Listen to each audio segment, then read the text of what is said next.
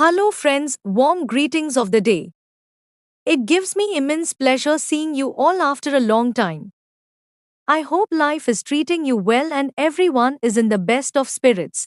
Before I begin my speech on politics, let me first express a feeling of gratitude towards all my friends present here and making this ceremony so graceful. Politics is a much nuanced term as it carries different meanings for different people and there is no particular definition for it.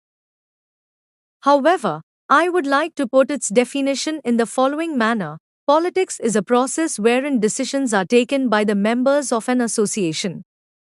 Putting it more narrowly, politics will refer to gaining and exercising governmental positions and winning control over a community of people, chiefly a state.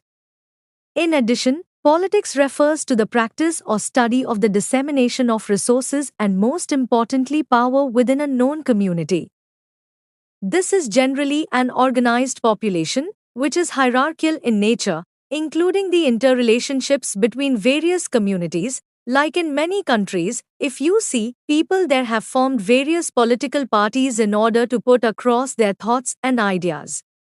Even though there may be a difference of opinion between people involved with a particular party, but it deserves appreciation that they yet work together because the differences are taken positively.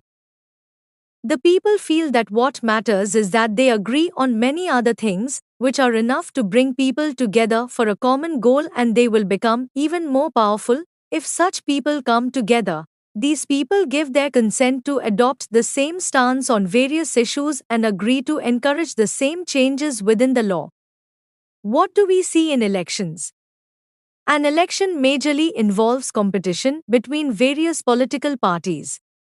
Here are a few examples of political parties: the Labour Party, the Liberal Party, the Conservative Party, and the Greens. Politics carries a multifaceted dimension.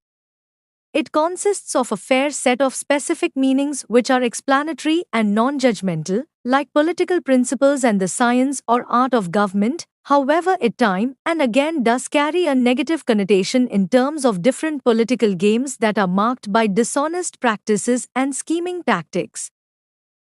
The negative feeling that comes from politics can be evinced from such phrases as play politics, which has been in vogue from somewhere around 1853, when Wendell Phillips, the abolitionist, affirmed, "We do not play politics, anti-slavery is no half jest with us."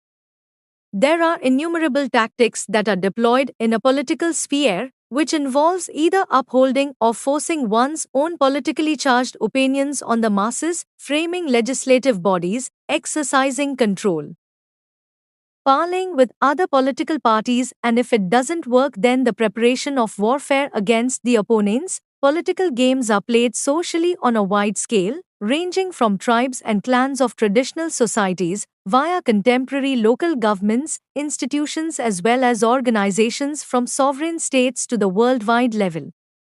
So politics is not just limited to the legislative bodies, but extends its wide reach to the people in general, where manipulation, scheming and maneuvering has become a part and parcel of day-to-day lives of the people. So we need to think deeply and understand where our present-day civilization is heading towards.